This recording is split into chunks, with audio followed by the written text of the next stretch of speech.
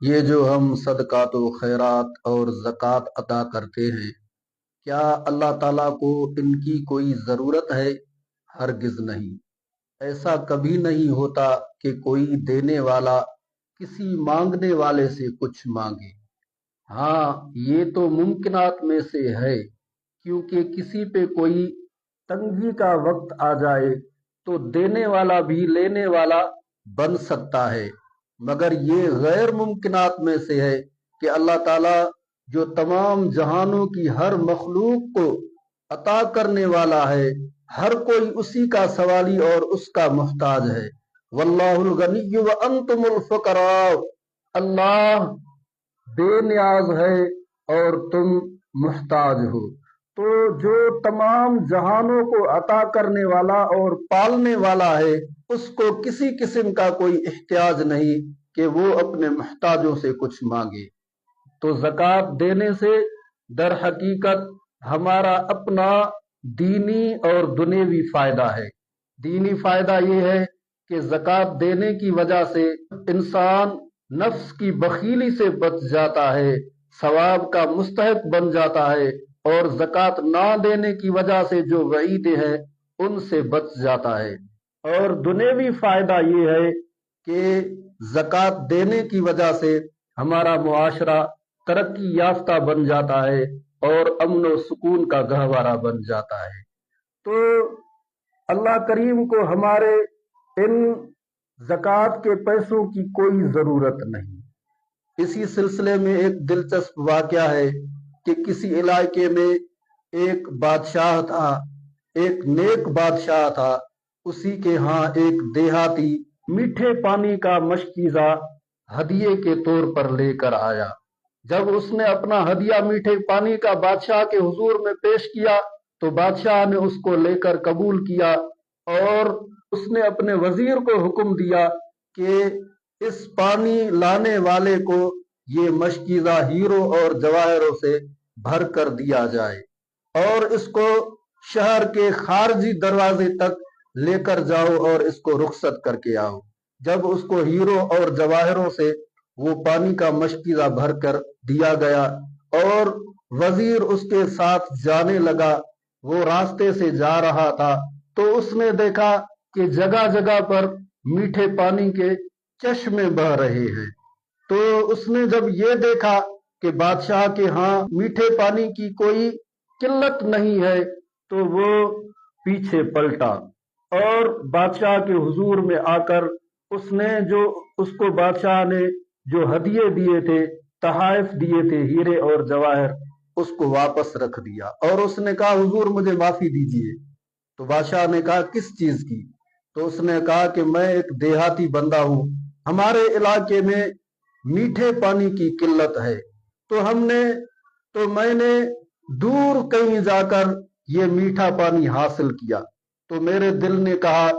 کیوں نہ یہ پانی میں بادشاہ کو ہدیہ کروں،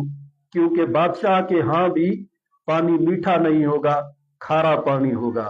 تو اسی وجہ سے میں نے سوچا آپ کے ہاں کھارا پانی ہوگا، تو میں یہ میٹھا پانی لے کر آپ کے حضور میں ہدیہ کرنے آیا۔ تو بادشاہ کو اس نے عرض کیا کہ آپ کے پاس تو پانی کی کوئی ضرورت نہیں، جگہ جگہ پہ نہریں بہہ رہے ہیں، چشمے بہہ رہے ہیں، تو مجھ سے غلطی ہو گئی، لہذا اس غلطی کی مجھے معافی بھی دی جائے، اور آپ نے جو یہ نوازشات مجھ پہ کیے ہیں ان کو آپ واپس کیجئے۔ تو بادشاہ نے کہا کہ یہ بادشاہوں کی شان نہیں کہ ان کے ہاں کوئی ہدیہ لے کر آئے تو وہ اس کو خالی ہاتھوں لوٹائیں۔ تو اسی وجہ سے بادشاہ جو ہوتے ہیں وہ قدردان ہوتے ہیں۔ تم نے اگرچہ میٹھا پانی مجھے ہدیے کے طور پہ دیا، میرے پاس میٹھے پانی کی کوئی کمی نہیں ہے، اس کے باوجود میں نے سوچا کہ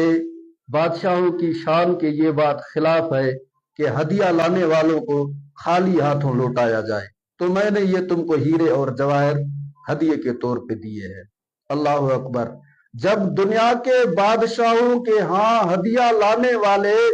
اور ان کو کوئی چیز پیش کرنے والے خالی ہاتھوں نہیں لوٹتے، تو جو احکم الحاکمین تمام بادشاہوں کے بادشاہ، شہنشاہ حقیقی اللہ کریم ہے، تو اس کے ہاں اگر کوئی ہدیہ دے گا، کوئی صدقہ تو خیرات کرے گا، تو اللہ کریم اس کو خالی چھوڑے گا؟ یہ کبھی نہیں ہو سکتا۔ تو اللہ کریم اسے عطا فرمائے گا۔ تو معلوم ہوا صدقہ تو خیرات کرنے اور زکوٰۃ دینے میں اللہ کریم کا کوئی فائدہ نہیں، اللہ کریم کو ان چیزوں کی کوئی احتیاج نہیں ہے، ان میں ہمارا اپنا فائدہ ہے۔ جیسے بادشاہ کو پانی کی کوئی ضرورت نہیں تھی، مگر اس کے باوجود اس نے اس دیہاتی کو نوازا، تو اللہ کریم ہمیں نوازے گا۔ ہمارے ان چیزوں کی اللہ کریم کو کوئی احتیاج نہیں۔ اللہ اکبر۔ صحابی رسول سیدنا حضرت معاذ ابن جبل رضی اللہ تعالی عنہ کو جب آقا کریم علیہ الصلوۃ والسلام نے یمن کے طرف قاضی بنا کر بھیجنے کا ارادہ فرمایا، تو اللہ کے حبیب نے اس کو سواری پہ بٹھایا، ناکا پہ بٹھایا، اور اس کی رسی کو حضور نے خود اپنے ہاتھوں میں لے لیا۔ اس نے عرض کی، اے اللہ کے حبیب، آپ ہمارے امام ہیں، نہ صرف ہمارے امام ہیں بلکہ آدم علیہ نبینا علیہ الصلوۃ والسلام تا عیسیٰ علیہ نبینا علیہ الصلوۃ والسلام تمام انبیاء و رسل کے آپ امام ہیں، آپ سواری پہ بیٹھے اور غلام کو خدمت کا موقع دیجئے، تو میں اس رسی کو پکڑوں؟ تو اللہ کے حبیب نے فرمایا کہ نہیں، میں آپ کو بھیج رہا ہوں، اسی کی وجہ سے میں آپ کے اوپر آج شفقت فرما رہا ہوں۔ تو اللہ کے حبیب نے اس کی رسی کو پکڑا اور شہر سے باہر لے جا کر، وداعیہ مقام تھا، اسی مقام پہ لے جا کر اللہ کے حبیب نے سیدنا حضرت معاذ کو چند نصیحتیں فرمائی۔ آقا کریم نے فرمایا، تم یمن کی طرف جا رہے ہو اور جاتے وقت ان سب کو اسلام لانے کی دعوت دینا۔ جب وہ اس دعوت حق کو قبول کرے، اسلام لے کر آئے، تو ان کو کہنا کہ اللہ تعالیٰ نے شب و روز میں آپ کے اوپر 5 وقت نماز کو فرض فرمایا، اور جب وہ آمادہ ہو جائے، نماز پڑھے، اس بات کو مانے، تو ان کو کہنا ان اللہ قد فرض علیہم صدقہ، اللہ تعالیٰ نے آپ کے اوپر زکوٰۃ کو فرض فرمایا۔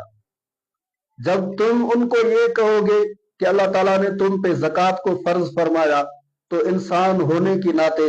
ان کے دلوں میں یہ شک و شبہات ہو سکتے ہیں، پیدا ہو جائے کہ یار ہمیں اسلام کی دعوت اسی لیے دی گئی کہ ہم سے مال وصول کیا جائے۔ تو ان کو کہنا،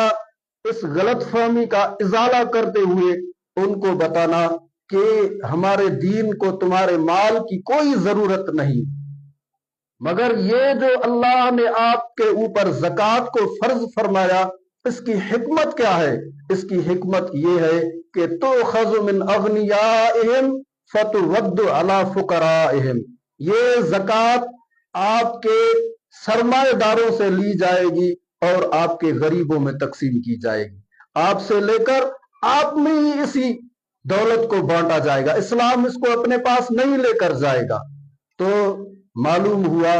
کہ اسلام کو، اللہ کریم کو ہمارے ان چیزوں کی کوئی ضرورت نہیں۔ تو اللہ تعالیٰ نے زکوٰۃ کو فرض فرمایا۔ جو لوگ زکوٰۃ نہیں دیتے، اس کے باوجود کہ اللہ کو ان چیزوں کی پرواہ نہیں، مگر رب نے اس معاشرے کی بہتری کے لیے انسانوں میں اس قانون کو نافذ العمل فرمایا ہے، تو اس کے باوجود اللہ کے دیے ہوئے رزق میں سے، مال میں سے اگر کوئی بخل کرے گا، زکوٰۃ ادا نہیں کرے گا مالدار ہونے کے باوجود، تو اس کی وعیدیں کیا ہے؟ آقا کریم علیہ الصلوۃ والسلام نے ارشاد فرمایا، من آتاہ اللہ مالا، اللہ تعالیٰ نے جس کو مال عطا فرمایا،